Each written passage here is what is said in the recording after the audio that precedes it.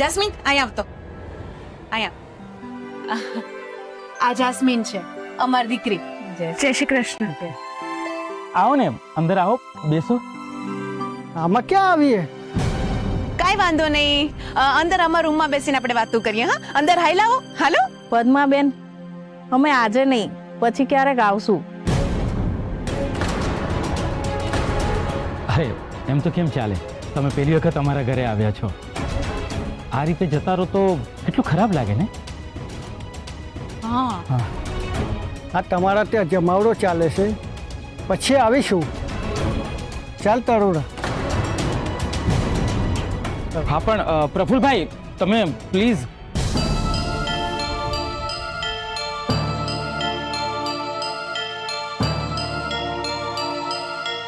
પદ્મા,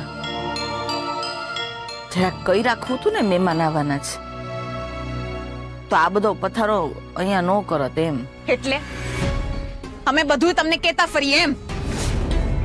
અરે નાના કાકી, એટલે અમે એ રીતની તૈયારી કરી રાખી હોત એમ. તમારે તૈયારી કરી રાખવાની કોઈ જરૂર નથી હો. આ ઘર જેટલું તમારું છે ને એટલું અમારું છે. અમે અમારી મનમરજીનું કાંઈ કરી જ ન શકીએ એમ. વાંધો નહીં, હવે બીજી વાર ધ્યાન રાખશું. હા ને, હવે હું એમ કરીશ, બીજી વાર છે ને બધો આ પથારો મારો રસોડામાં કરીશ. પદ્મા, એક હારા સમાચાર આપું. આ ઓર્ડર મળ્યો છે બહુ મોટો, સૂકા મેવા વાળી સુખડીનો. અને જો હારું ગયું ને બધું તો દર 3 મહિને આ ઓર્ડર પાછો મળશે. બહુ સરસ. હા ભાભી, એક કામ કરો, તમે છે ને આ ઘરને ફેક્ટરી બનાવી દો. મોટા ભાઈ અમને મિલકતમાંથી બેદખલ કર્યા છે, તમે અમને આ ઘરમાંથી બેદખલ કરી દો. આવું ને આવું હોય છે. મારે કોઈક દીને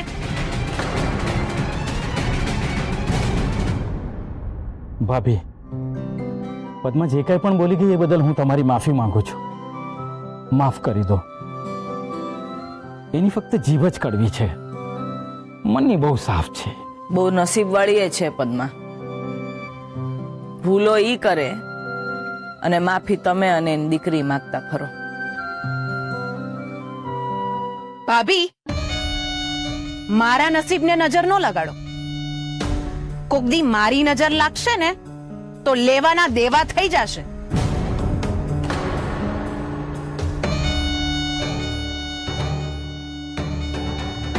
પોતિકાઓની નજર ન લાગે પદ્મા. પોતિકા.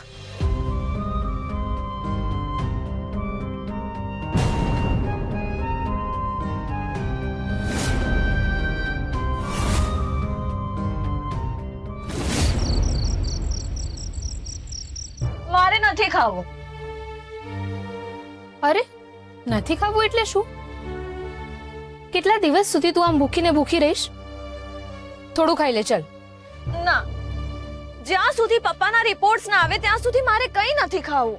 અનુશ્રી, એટલે તને એમ લાગે છે કે તારા ભૂખ્યા રહેવાથી પપ્પાજીના રિપોર્ટ સારા આવી જશે? હું પણ ક્યારની એને એ જ સમજાવું છું, પણ જિદ્દી છે એના પપ્પા જેવી, માનતી જ નથી. જો અનુશ્રી, તું જમીશ નહીં તો તારામાં તાકાત જ નહીં આવે, અને તારામાં તાકાત નહીં આવે તો પપ્પાજીને જ્યારે તારી જરૂર હશે ત્યારે એમની સાથે તું કેવી રીતે ઊભી રહીશ? હા, ચાલ મારી વાત માન અને જમી લે.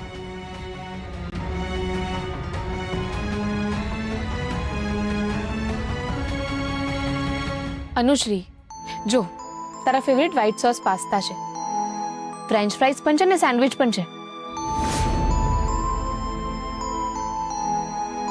ખાઈ લે, નહીં તો તાકાત નહીં આવે. ભાભીની વાત એકદમ સાચી છે. ચલ ખાઈ લે તો. તમે લોકો શું બાળકની જેમ કાલાવાલા કરો છો? ખાવું હશે તો ખાઈ લેશે.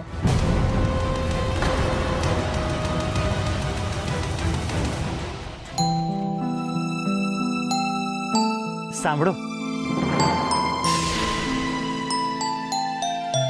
આ પ્રસાદ મોટા સાહેબને ખવડાવી દો, બધું બરોબર થઈ જશે. ના,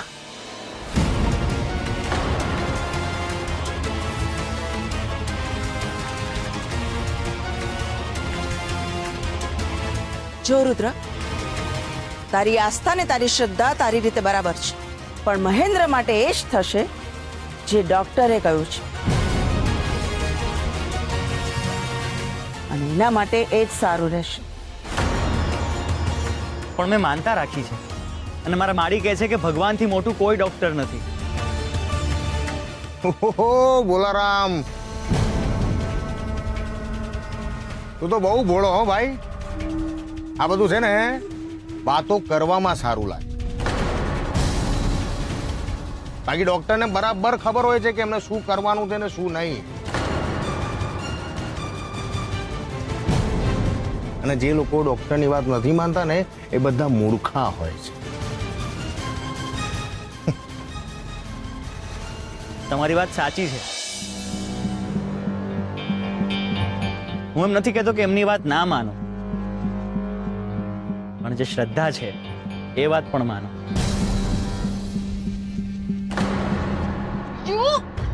મમ્મી આ જોકર માનશે જ નહીં. આને તો શ્રી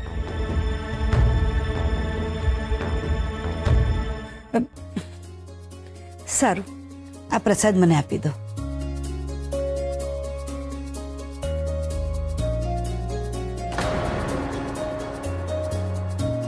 તે સાચા મનથી માનતા માની છે તો તારી પ્રાર્થના જરૂર ફળશે. પણ હમણાં એમને કંઈ ખવડાવવાનું નથી ને, એ ભાનમાં પણ નથી. પણ જ્યારે એ સાજા થઈ જાય ને તો ફરી એકવાર પ્રસાદ લઈ આવજે, બસ. ભલે, પણ તમને ખોટું ના લાગે તો હું તમારા મંદિરમાં પૂજા કરી શકું? અરે બેટા, એમાં ખોટું શું લગાડવાનું? મંદિર તો હોય જ છે દર્શન અને પૂજા માટે. બેલાબેન, લીનાબેન, આવો.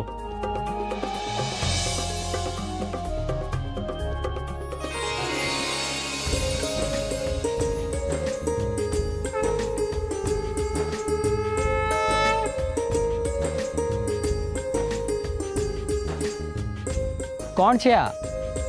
અમને અહીંયા શું કામ લઈ આવ્યો? આ છે બેલાબેન અને લીનાબેન.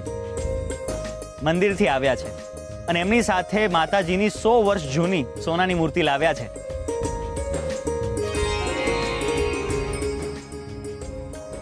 સોનાની મૂર્તિ?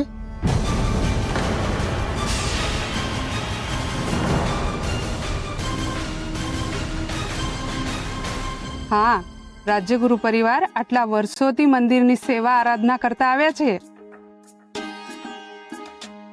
અને આજે અમને રુદ્ર તરફથી ખબર પડી કે મહેન્દ્ર શેઠની તબિયત બહુ ખરાબ થઈ ગઈ છે, તો અમે મૂર્તિ સાથે જ અહીંયા આવ્યા. કેમ કે રુદ્રએ નક્કી કર્યું છે કે આખી રાત એક પગ ઉપર ઊભો રહીને આરતી કરશે, જે મંદિરમાં શક્ય નથી.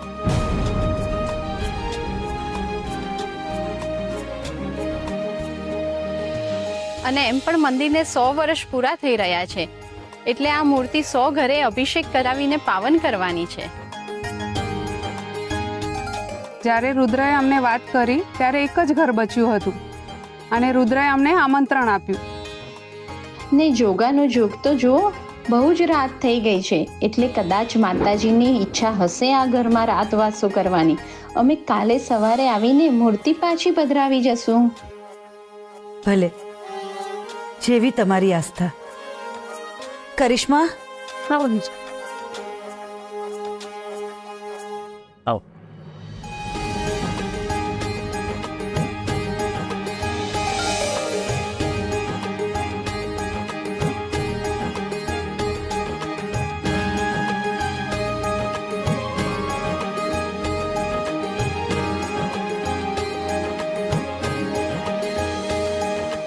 બોલો અંબે માતની જય.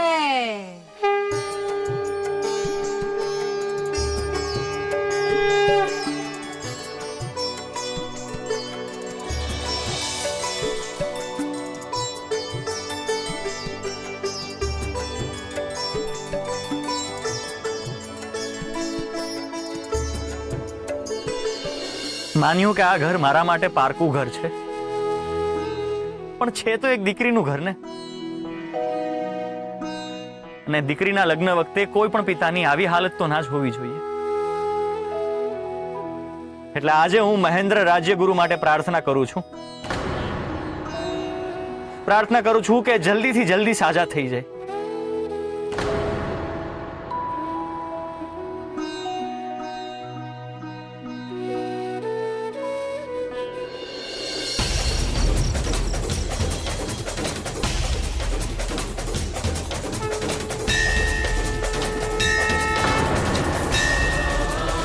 या देवी सर्वभूतेषु शक्तिरूपेण संस्थिता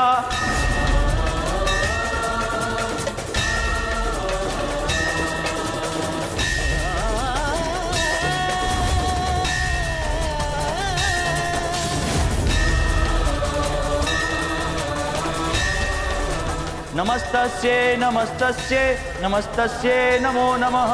या देवी सर्वभूतेषु स्वास्थ्यरूपेण संस्थिता नमस्तस्ये नमस्तस्ये नमस्तस्ये नमो नमः. या देवी सर्वभूतेषु स्वास्थ्यरूपेण संस्थिता नमस्तस्ये नमस्तस्ये नमस्तस्ये नमो नमः.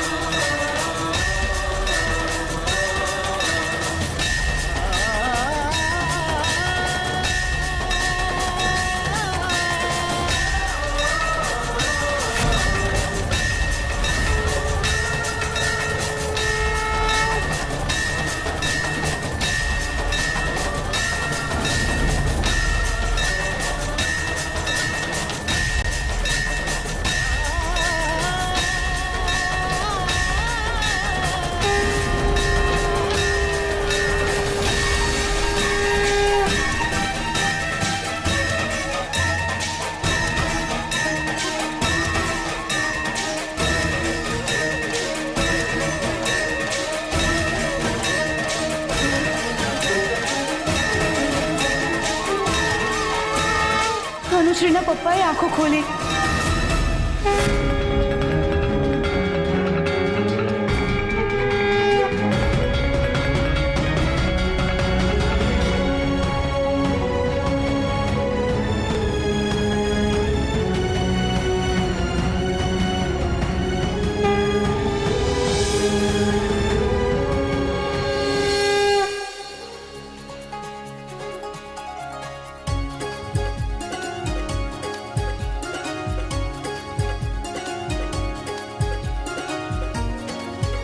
પપ્પા પપ્પા હવે કેમ છે તમને?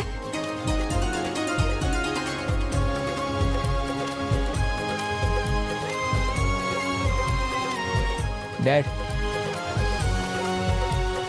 વાત કરો ને. અરે પપ્પાને આરામ કરવા દે.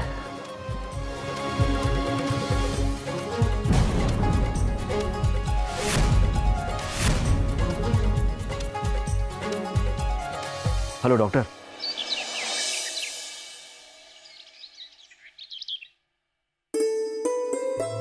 હાશ, એક ડગલું તો એક ડગલું, 10 લાખની નજીક તો પહોંચી. ભગવાન ભગવાન, આ હાથ રહી જાય. મોટા મમ્મી એકલા એકલા શું બબડી રહ્યા છો?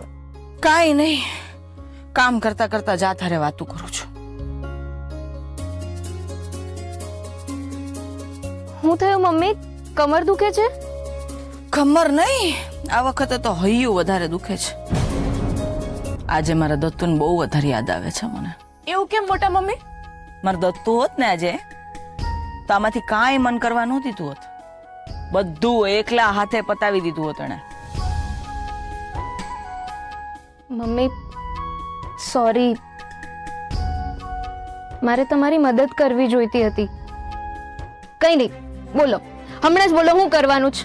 માતાજી કઈ નથી કરવાનું, બધું થઈ ગયું છે. અચ્છા ઠીક છે, તાર બહુ કઈક કરવું જોઈએ ને, એક કામ કર, આ ચાખીને કે કેવી બની છે. હાલ.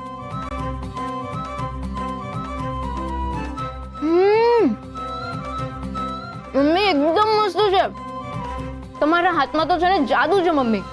છાને હવે હેને જાસ.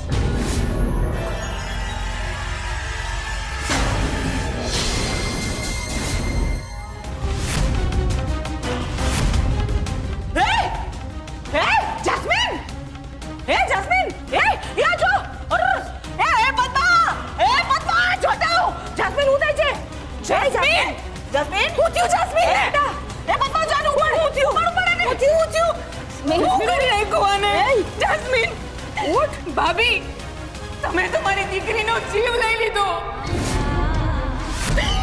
જાસ્મીન જાસ્મીન હું થાય છે તને જાસ્મીન આંખો ખોલ બેટા જાસ્મીન ઉપાડ આને ઉપાડ જાસ્મીન તડો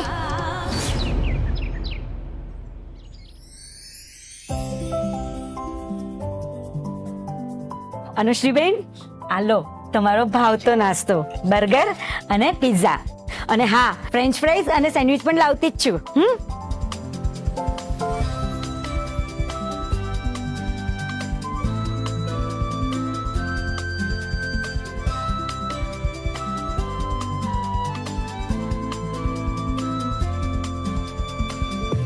સવારમાં આવી બધી નખરાવાળી વસ્તુઓ ખાવા કરતા તાજું ને ગરમ આમ દૂધ ને સુખડી ખાવી જોઈએ નાસ્તામાં.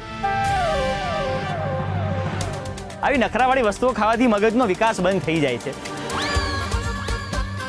જેમ કે તમારો થઈ ગયો છે. મગજનો વિકાસ તો તારો નથી થયો. આવી સિચ્યુએશનમાં પણ મારી સાથે આવી બધી વાતો કરે છે. એટલે જ આવી વાત કરું છું. કંઈ પણ ખાતા પહેલા ભગવાનનું નામ લેવું જોઈએ, ભગવાનને યાદ કરવા જોઈએ. અને આમ પણ તમારા ઘરમાં 100 વર્ષ જૂની માતાજીની મૂર્તિ પધારી છે. જો અનુશ્રી, તને ભલે રુદ્રને બીજી બધી વાત ઇરિટેટિંગ લાગતી હોય, પણ આ વાત તો એની સાચી જ છે. સાહેલભાઈ, દર્શન કરવામાં કઈ નથી જવાનું, બધું સારું જ થશે. તારા માટે નહીં તો તારા પપ્પા માટે માની જા. અનુશ્રી, મહેન્દ્ર માટે તારે માતાજીના દર્શન કરવા આવવું જ પડશે. ચાલ ચલો.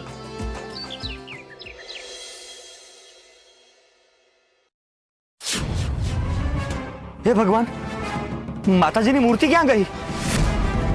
હે માડી, આ માતાજીનો કેવો સંકેત છે? કેમ થાય છે હવે? હજી થાય છે ઉલટી? હે કેમ છે? હમણાં સારું થઈ જશે. હો અરે ડોક્ટર ક્યાં રોકાઈ ગયા? હજી કાનો આવ્યા? ડોક્ટરે વાત થઈ તારે કઈ? હા, ડોક્ટર સાથે વાત થઈ ગઈ છે, આવતા જશે. આલે જાસ્મીન પાણી પી લે. એમ પાણી ન પવાય તરત એને. હમણાં મીઠાવાળું પાણી પીવડાવીને આટલી બધી ઉલટીઓ કરાવડાવી છે, તરત પાણી નહીં પીવડાવ. ભલે મમ્મી. એક કામ કર, જઈને ફટાફટ બરફનો ગાંગડો લઈ આવ. તો ઊભી છે શું ઠોયાની જેમ? જા લઈ આવ, ઝટ ગાંગડો લઈ આવ. હા હા હા. તને બેટા થોડું ખારું લાગે છે હવે? હા મોટા મમ્મી. તું ચિંતા નહીં કરો પદ્મા, હમણાં સારું થઈ જશે ને. લાવી? હા લે, આ લે, આ ગાંગડો ચૂસાવ એને. લે બેટા. આમ આટલી બધી ઉલટીઓ કરાવડાવી હોય ને તો પછી બરફ ચૂસવા આપવાનો. આમ પાણી નહીં પાઈ દેવાનું તરત. કેમ એવું મમ્મી? એનાથી છે ને ઉલટીઓ રોકાઈ જાય અને પાણીની અછત ન રહે શરીરમાં. હા, હવે આગળથી ધ્યાન રાખજે. ક્યારેક આવી ગયા આજે. આવો આવો આવો.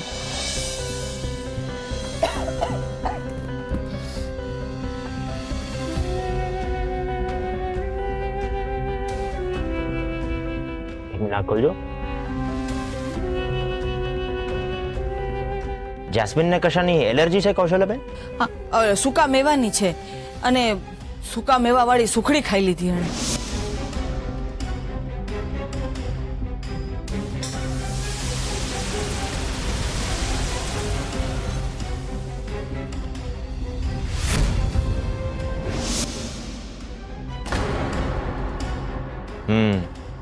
એટલે જ આવું થયું. ડોક્ટર સાહેબ, મારી દીકરીને સારું તો થઈ જશે ને? તું આટલી બધી ચિંતા કરમાં પદ્મા. આપણે આટલું બધું મીઠાવાળું પાણી પીવડાવીને આટલી ઉલટીઓ કરાવી છે ને, હવે બધું પેટમાંથી હાવ નીકળી ગયું હશે.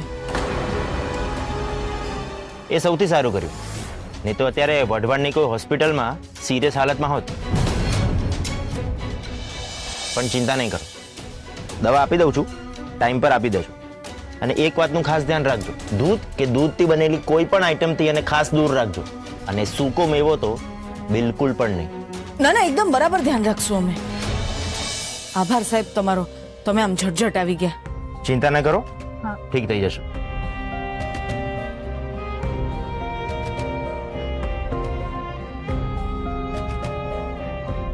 પદ્મા